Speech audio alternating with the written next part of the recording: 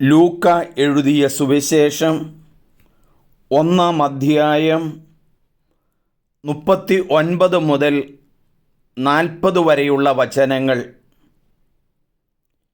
Elizabeth മറിയത്തെ സ്തുതിക്കുന്നു. ആ ദിവസങ്ങളിൽ മറിയം യൂദായിലെ മലമ്പ്രദേശത്തുള്ള ഒരു പട്ടണത്തിലേക്ക് തിടുക്കത്തിൽ യാത്ര പുറപ്പെട്ടു. അവൾ സക്രിയായുടെ വീട്ടിൽ പ്രവേശിച്ച് എലിസബത്തിനെ അഭിവാദനം ചെയ്തു. മറിയത്തിൻ്റെ അഭിവാദനം കേട്ടപ്പോൾ എലിസബത്തിൻ്റെ ഉദരത്തിൽ ശിശു കുതിച്ചു ചാടി. എലിസബത്ത് പരിശുദ്ധാത്മാവിൽ നിറഞ്ഞവളായി. അവൾ ഉദ്ഘോഷിച്ചു, നീ സ്ത്രീകളിൽ അനുഗ്രഹീതയാണ്, നിന്റെ ഉദരഫലവും അനുഗ്രഹീതം. എൻ്റെ കർത്താവിൻ്റെ അമ്മ എൻ്റെ അടുത്ത് വരാനുള്ള ഈ ഭാഗ്യം എനിക്ക് എവിടെ നിന്ന്? ഇതാ നിൻ്റെ അഭിവാദന സ്വരം എൻ്റെ ചെവികളിൽ പതിച്ചപ്പോൾ ശിശു എൻ്റെ ഉദരത്തിൽ സന്തോഷത്താൽ കുതിച്ചു ചാടി.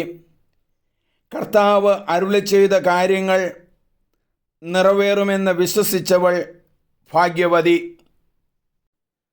മറിയത്തിൻ്റെ സ്തോത്രഗീതം 46 മുതൽ 56 വരെയുള്ള വചനങ്ങൾ.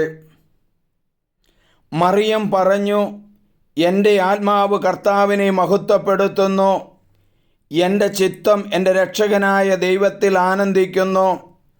അവിടുന്ന് തൻ്റെ ദാസിയുടെ താഴ്മയെ കടാക്ഷിച്ചു. ഇപ്പോൾ മുതൽ സകല തലമുറകളും എന്നെ ഭാഗ്യവതിയെന്ന് പ്രകീർത്തിക്കും. ശക്തനായവൻ എനിക്ക് വലിയ കാര്യങ്ങൾ ചെയ്തു തന്നിരിക്കുന്നു. അവിടുത്തെ നാമം പരിശുദ്ധമാണ്. അവിടുത്തെ ഭക്തന്മാരുടെ മേൽ തലമുറകൾ തോറും അവിടുന്ന് കരുണ വർഷിക്കും. അവിടുന്ന് തൻ്റെ ഭുജം കൊണ്ട് ശക്തി പ്രകടിപ്പിച്ചു. ഹൃദയവിചാരത്തിൽ അഹങ്കരിക്കുന്നവരെ ചിതറിച്ചു. ശക്തന്മാരെ സിംഹാസനത്തിൽ നിന്ന് മറിച്ചിട്ടു. എളിയവരെ കർത്താവ് ഉയർത്തി. വിശക്കുന്നവരെ വിശിഷ്ട വിഭവങ്ങൾ കൊണ്ട് സംതൃപ്തരാക്കി. സമ്പന്നരെ വെറും കൈയോടെ പറഞ്ഞയച്ചു. തൻ്റെ കാരുണ്യം അനുസ്മരിച്ചുകൊണ്ട് അവിടുന്ന് തൻ്റെ ദാസനായ ഇസ്രായേലിനെ സഹായിച്ചു. നമ്മുടെ പിതാക്കന്മാരായ അബ്രാഹത്തോടും അവൻ്റെ സന്തതികളോടും എന്നേക്കുമായി ചെയ്ത വാഗ്ദാനം അനുസ്മരിച്ച് തന്നെ മറിയം അവളുടെ കൂടെ 3 മാസത്തോളം താമസിച്ചു. പിന്നെ വീട്ടിലേക്ക് മടങ്ങി. സ്നാപക യോഹന്നാൻ്റെ ജനനം. എലിസബത്തിന് പ്രസവ സമയമായി. അവൾ ഒരു പുത്രനെ പ്രസവിച്ചു.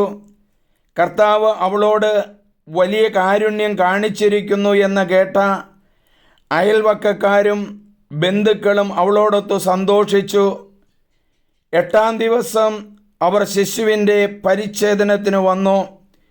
പിതാവിൻ്റെ പേരനുസരിച്ച് സക്രിയ എന്ന് അവന് പേരു നൽകാൻ അവർ ആഗ്രഹിച്ചു.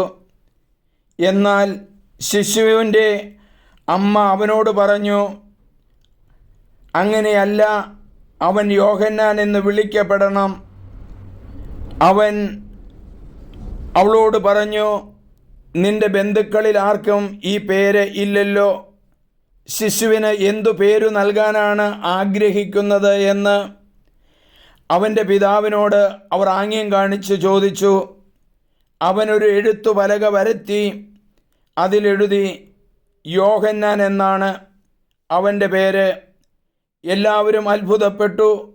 തൽക്ഷണം അവൻ്റെ വായ് തുറക്കപ്പെട്ടു, നാവ് സ്വതന്ത്രമായി. അവൻ ദൈവത്തെ വാഴ്ത്തിക്കൊണ്ട് സംസാരിക്കാൻ തുടങ്ങി. അയൽവക്കക്കാർക്കെല്ലാം ഭയമുണ്ടായി. യൂദായിലെ മലനാട്ടിലെങ്ങും ഈ സംഗതികൾ സംസാര വിഷയമാവുകയും ചെയ്തു. കേട്ടവരെല്ലാം ഈ ശിശു ആരായി തീരും എന്ന് ചിന്തിച്ചു തുടങ്ങി. കർത്താവിൻ്റെ കരം അവനോടുകൂടെ ഉണ്ടായിരുന്നു. സക്രിയായുടെ പ്രവചനഗീതം. അവൻ്റെ പിതാവായ സക്രിയ പരിശുദ്ധാത്മാവിൽ നിറഞ്ഞ് പ്രവചിച്ചു. ഇസ്രായേലിൻ്റെ ദൈവമായ കർത്താവ് വാഴ്ത്തപ്പെട്ടവൻ. അവിടുന്ന് തൻ്റെ ജനത്തെ സന്ദർശിച്ചു രക്ഷിച്ചു. തൻ്റെ ദാസനായ ദാവീദിൻ്റെ ഭവനത്തിൽ നമുക്ക് ശക്തമായ ഒരു രക്ഷകനെ ഉയർത്തി. ആദ്യം മുതൽ തൻ്റെ വിശുദ്ധന്മാരായ പ്രവാചകന്മാരുടെ അധരങ്ങളിൽ നിന്ന് അവിടുന്ന് അരുളി ചെയ്തതുപോലെ ശത്രുക്കളിൽ നിന്നും നമ്മെ വെറുക്കുന്നവരുടെ കൈകളിൽ നിന്നും നമ്മെ രക്ഷിക്കാനും നമ്മുടെ പിതാക്കന്മാരോട് വാഗ്ദാനം ചെയ്ത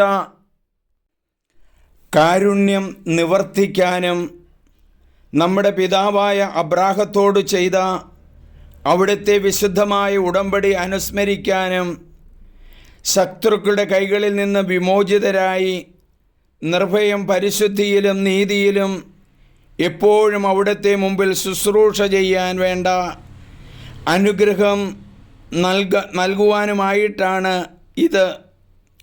നീയോ കുഞ്ഞെ അത്യുന്നതൻ്റെ പ്രവാചകൻ എന്ന് വിളിക്കപ്പെടും. കർത്താവിന് വഴിയൊരുക്കാൻ അവിടുത്തെ മുമ്പേ നീ പോകും.